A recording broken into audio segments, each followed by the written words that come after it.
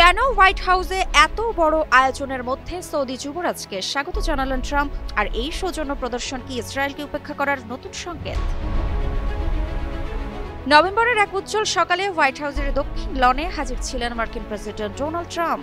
কিন্তু এবার তার অতিথি সাধারণ কোনো নেতা ছিলেন না, তিনি ছিলেন সৌদি আরবের যুবরাজ মোহাম্মদ বিন সালমান। ট্রাম্প প্রশাসনের ইতিহাসে এটি সবচেয়ে জমকালো এবং সাড়ম্বরে অভ্যর্থনা।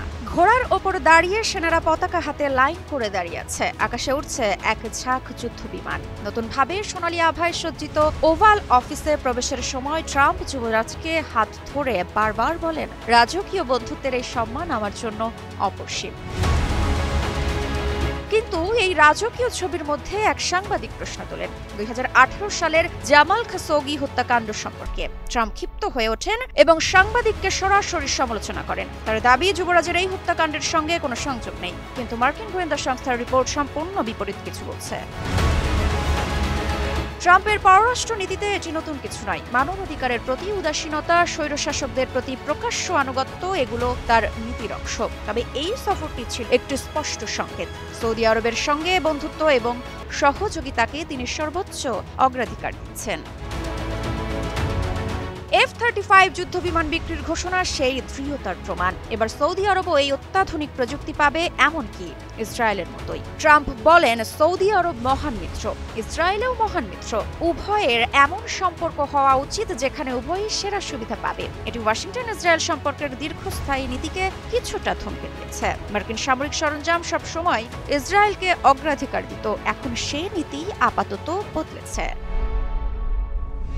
আর যুদ্ধ বিমানের পাশাপাশি আরও এক গুরুত্বপূর্ণ ঘোষণা, উন্নত এআই চিপ বিক্রির উপর থেকে নিষেধাজ্ঞা প্রত্যাহার।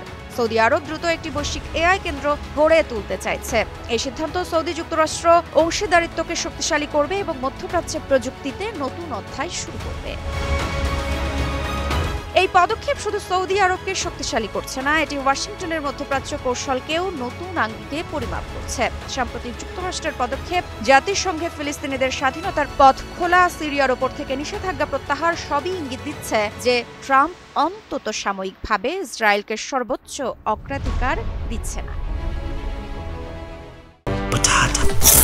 বাছাই করা আলু আর স্পাইসি সিজনিং এ প্রাণ পোটাটা, চিপস নাকি বিস্কিট খেয়ে বুঝে নাও। তাহলে প্রশ্ন থাকে, এই জুটি কি সত্যি মধ্যপ্রাচ্যের শক্তি সমতার নতুন অধ্যায় খুলবে, নাকি এটি কেবল একটি কূটনৈতিক প্রদর্শনী যা শুধু ক্যামেরার জন্য সাজানো?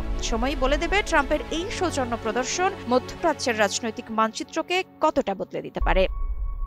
মৃত্তিকা সিনহা বিশ্বাস, নিউজ 24।